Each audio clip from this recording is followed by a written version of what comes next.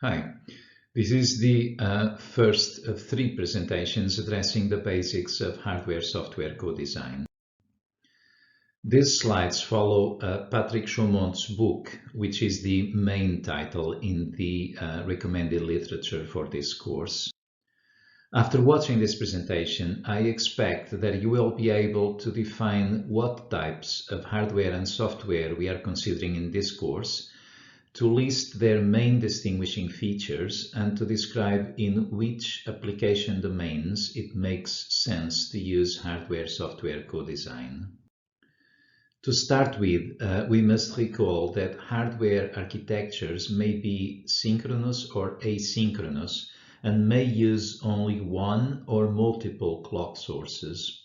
What we are considering here is the simplest and possibly also the most common type, which consists of single clock synchronous digital circuits, where all actions in the circuit are edge triggered by the clock signal.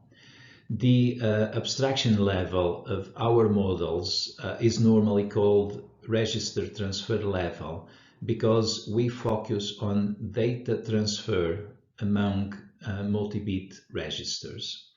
But since the data transfer operations are edge triggered by the clock, we might also call it cycle-based hardware modeling.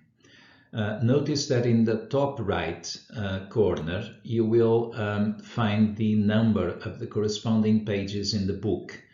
And I recommend you to check at least these pages when studying this part. This slide shows a very basic example where the content of an 8-bit register is being increased at each clock cycle.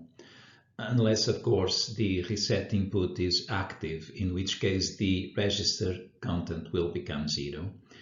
Look at the block diagram and try to answer these questions. First, is the reset input synchronous or asynchronous? And is it equivalent to the block of VHDL code shown on the right? Since these slides are available in Canvas, you may open the link on the lower right to check my own implementation of this example. So what advantages and disadvantages are there in this single clock synchronous hardware model? The main advantage is that it is a very convenient abstraction to translate from an algorithm or functional specification into hardware events in each clock cycle. It enables us to know exactly what should happen in every stage and what should be the content of every register in our architecture. On the other hand, its main disadvantage is that it cannot model events that last for less than one clock cycle. But it is a good trade-off, and so it is widely used in practice. When it comes to software, we will assume a simplified model, which in this case corresponds to single-thread sequential programs. The main advantage of this assumption is that it provides a very good match to what actually happens when a typical microprocessor executes the instructions stored in memory. On the other hand, there's quite a number of situations that do not fit into this model, particularly those exploring concurrency. But like in the case of our hardware model assumptions, this software model offers a good trade-off, and therefore it is considered in this book and in this course.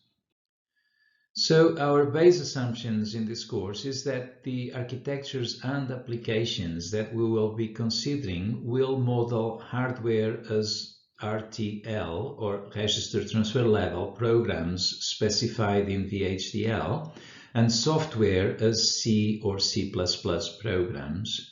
And we will use Xilinx tools to translate VHDL and C++ into networks of logic gates and code executable by the Zinc platform, both of them embedded into an FPGA. And that's all. Thanks for your attention.